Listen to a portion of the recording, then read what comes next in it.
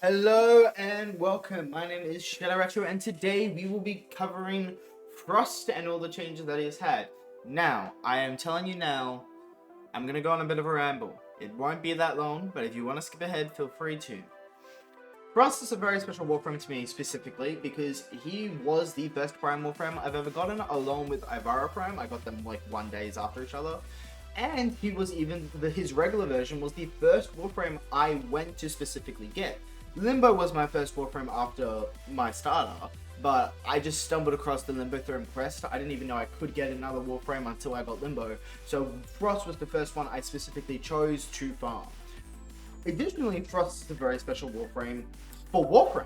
Frost, along with, I believe, Nyx, were the first ever new Warframes introduced to the game. So they weren't a part of the original 8 vanilla Warframes, but they were introduced to the game even before it was like properly released. It had like updates in a closed beta probably. I don't know what the story is, but like it was probably released in 2013, but the vanilla came out in 2012. I don't know the story. But Frost was, along with Nyx, I believe Nyx, the first new Warframe to the game, and Excalibur Prime as well. Also, Frost was the first Prime Warframe, technically.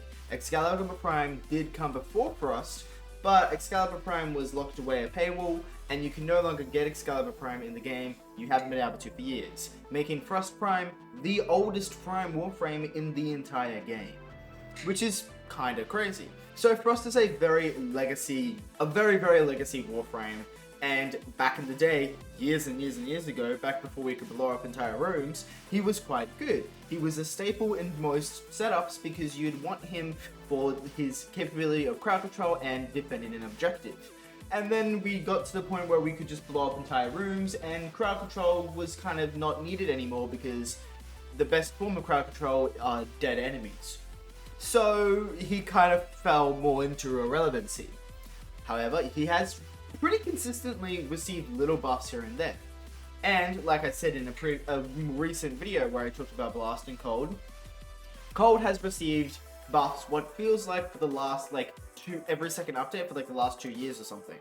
And every time Cold has gotten a buff, Frost has gotten a buff. And he's now at the point where he's a really good Warframe, or he was always a really good Warframe. And in this update, he even got a bit more of a soft rework. Because although Frost is a powerhouse, and he is a really good Warframe that stands on his own right, he does have a few things with his kit, even after this update, that do make him fall behind other Warframes. He's not an S tier, I wouldn't call him an A tier, I would sit him in B tier. He's a good Warframe, but he isn't like top god tier or anything. But let's now get into his kit, now that my ramble is done. See, that was only 3 minutes, it wasn't that long. Frost has a new passive, and I won't be talking about his old passive, because his old passive was the worst in the game, so let's talk about his new passive. His new passive will give a 100% duration to all cold procs that are applied by his abilities. So cold procs applied by his abilities will have increased duration. Pretty simple. I wish it was cold procs in general, but it's just for abilities, but it's still pretty simple. In addition to that, he will gain extra armor for every enemy inflicted with cold procs near him. Now, I do think extra armor is a bit of an interesting choice for Frost because he is a shield-based Warframe. His Prime version actually has almost double the amount of shield than it does health. And he also has Overguard, and armor doesn't work on either shields or Overguard. However, this passive does synergize with his third ability, so if it's not terrible, at least it does offer some synergy with his kit. Before we get into the rest of the kit, I will briefly explain the differences that have changed to Cold, as most of the changes to his kit are due to the changes to Cold. So previously, the way the Cold status effect works is that one Cold proc will apply a 50% movement speed slow on enemies, and also give you a 0.1 increase to your crit damage, an absolute crit damage buff. This means if your weapon's crit damage was 3 times, it would go up to 3.1. At max stacks, which before the update was 9, you would be slowing enemies by 90%, and you would get a 0.5 absolute crit buff, so 3.5 if your crit multiplier was normally 3. Meaning each additional proc after the first one will increase the slow by 5%, and the crit damage buff by 0.05. 0.05. Yeah, that's it. However, in this update, the cap of the cold status effect has been increased to 10. And now, when you apply 10 cold procs on enemies, you will completely freeze them, and any crit damage on those enemies is doubled, which is amazing. So previously, Frost's first, third, and fourth all had the ability to freeze enemies. This was just a generic freeze separate from cold procs, because previously cold procs couldn't freeze enemies. This has now changed, and this is one of the biggest changes that is said to Frost's kit, which is why I'm explaining this way, so I just don't have to repeat myself with each ability. Every one of these abilities, the first, third, and fourth, have now been changed so they no longer freeze enemies, but what they do is apply 10 cold procs onto enemies, which freezes enemies. Which is much better because it also means you're getting a double crit damage buff on these enemies as you're applying 10 cold procs on them. The first ability will apply a projectile which will, on collision with an object or an enemy, explode, freezing all enemies that are caught in the radius. The changes this ability has had, besides just making it so it applies 10 cold procs instead of individually freezing enemies, is that it has a larger range now, and the range scales of ability range, which it didn't used to. The AoE has a larger range, I mean. The Augment for this ability will allow Frost to hold this ability to give him increased cold damage to all of his weapons, which does mix with mods. It's the same as Frost's Augment, the Augment for Frost's first, or Oberon's first, or Amber's first, or, you know, a bunch of different other ability, Warframes that have various similar augments. Frost's second ability will send out ice spikes that will come up from the ground and hit enemies in a cone, applying cold damage, very little cold damage, but it does have a 600% status chance, meaning it will apply 6 cold procs onto enemies.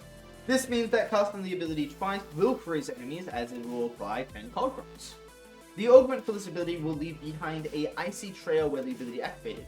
Previously, before the update, this meant that enemies on the icy trail would be slowed, but now it's changed that enemies on the icy trail will have cold applied to them over time. So the longer they're on the icy trail, the slower they'll get, as they'll gain more cold procs, and they will eventually freeze. This also means that instead of just slowing enemies, you'll also be getting a crit damage buff on them because of how cold works. His third ability will create a ice globe, hence the name why it's called Ice Globe.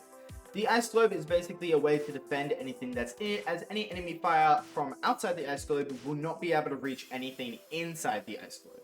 The Ice Globe is not a duration-based ability, it has health, and the health works basically the same as Rhino's Iron Skin or Nezh's Warding Halo. The ability does scale with both power, strength, and armor, which is how it synergizes with Frost's new passive.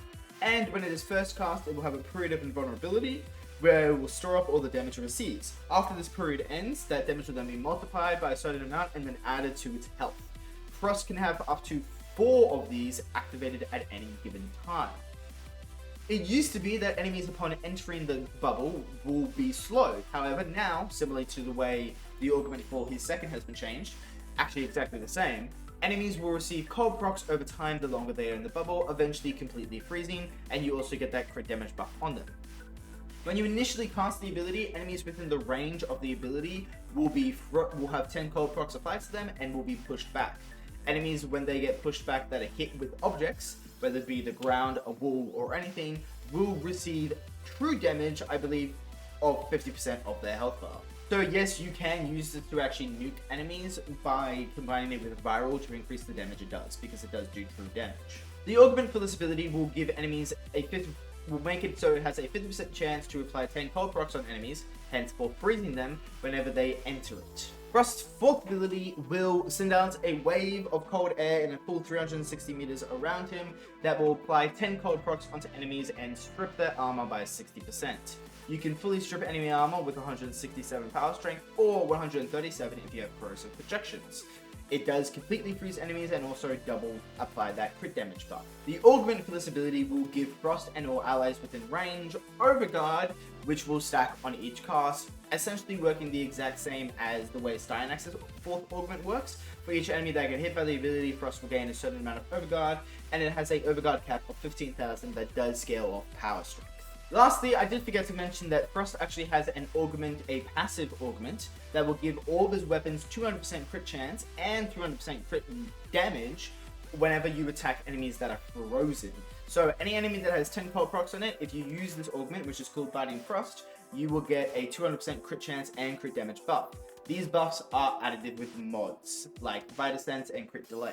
So for crit delay example, instead of having just the 200% you'd normally get from crit delay, you'd get a 400% crit chance buff. This build is a weapons platform Frost build that shows off just how powerful he is. I will be making use of the Biting Frost augment, as frozen enemies will give myself that 200% crit chance and crit damage buff. Frozen enemies will also have a double my crit damage because of the frozen status effect. And I will be using Avalanche to freeze enemies as well as armor stripping them. And I have set up my Torid of all weapons with Blast of all status effects to literally wipe out rooms in seconds. It's amazing. Why Blast? Well, if you haven't heard the news yet, Blast is very, very good. I've already covered it in my video, which is specifically explaining why Blast is good now, and also even in my Jade video, but very briefly, if you don't know what Blast does now, it no longer lowers the accuracies of enemies, but the status effect of Blast will, upon the initial proc, explode, and then after 1.5 seconds, depending on how many procs are on the enemy, a second explosion will happen, and the amount of procs on the enemy dictate how much damage it does and how the range of it. At a full 10 procs, it will get rid of the delay time, so when you fully proc 10 procs, which is the max amount of procs, it will get rid of the delay of 1.5 seconds and trigger the explosion immediately for 5 meters for above 100% of the combined of all the damage of the procs. Anyway, so now that Blast has been explained, and Cold has been explained, and Frost has been explained, and the build has been explained, let's get into the build. The Helminth we are using will be Raw. Raw is fantastic for damage over time builds, as it is a faction damage buff. This means it double dips with status effects. The actual Frost build is simple. We're modding for max range. This is because we want to freeze as many enemies as possible with our 4th ability, so we can just apply that massive amount of crit damage on them, as well as giving us Overguard and crowd control.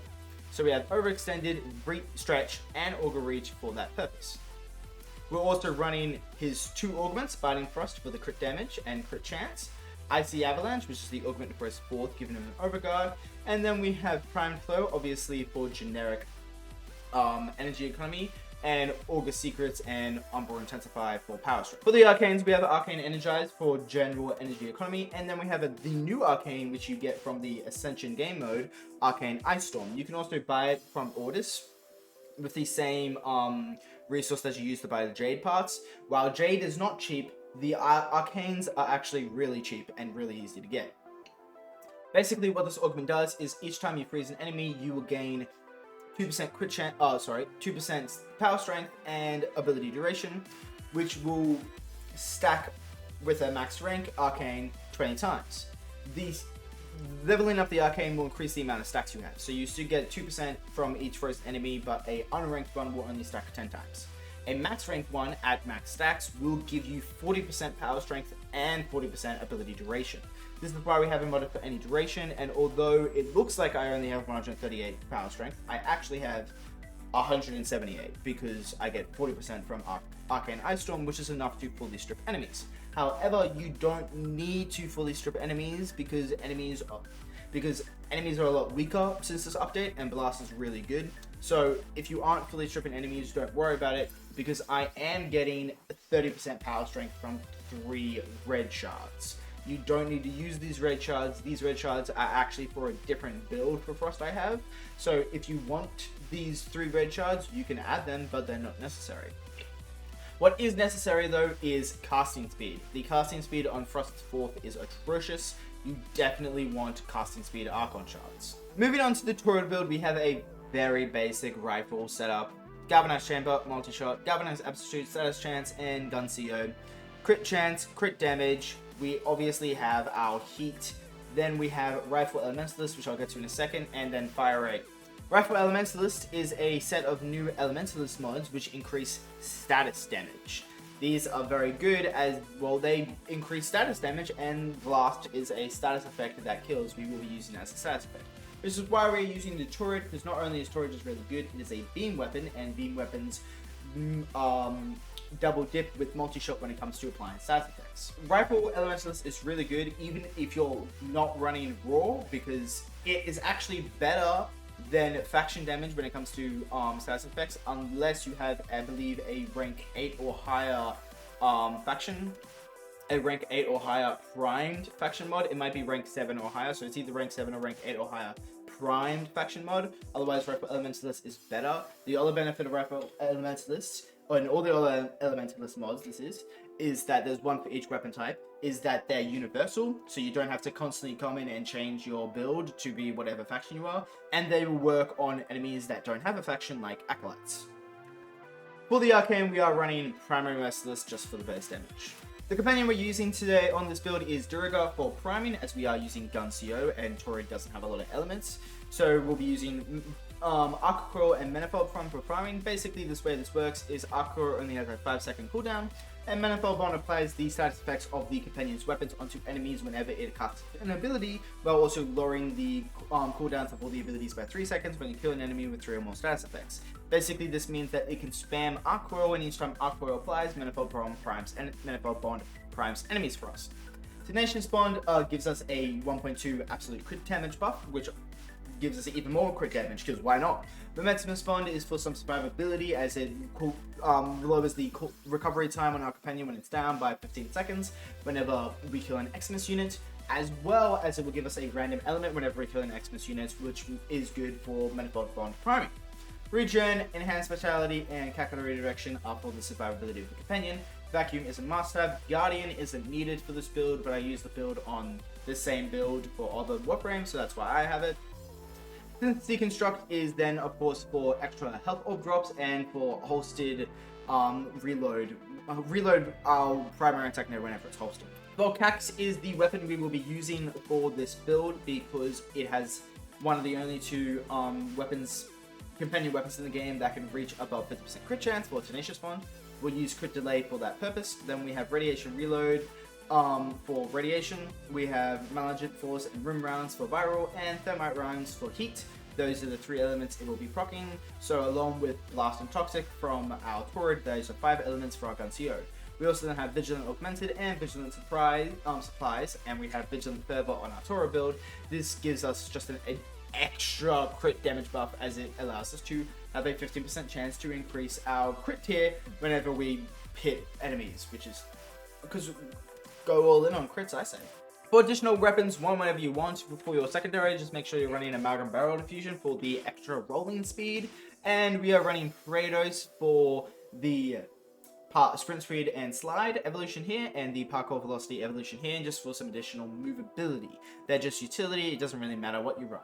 For the focus core, you could also have an option between any of these 4. Xeneric for power strength and energy economy. I use it for energy economy, and so I don't have to pop an energy orb at the start of the energy drop at the start of the mission. Matarai for power strength and casting speed.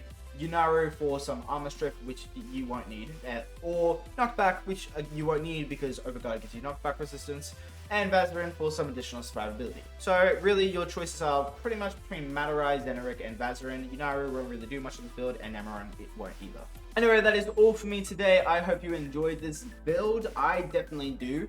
And check out some of the other stuff I do. I do have a Twitch channel. I intend to be streaming more often, so do check out my Twitch channel. And also I have a clan Discord where we chat. I hang out in the VC. If you ever want to come play with me, I'm welcome to everyone. You can join our clan. You don't have to join our clan. We do giveaways and all that other fun stuff over there. So check that out if you're interested. But until next time, bye bye.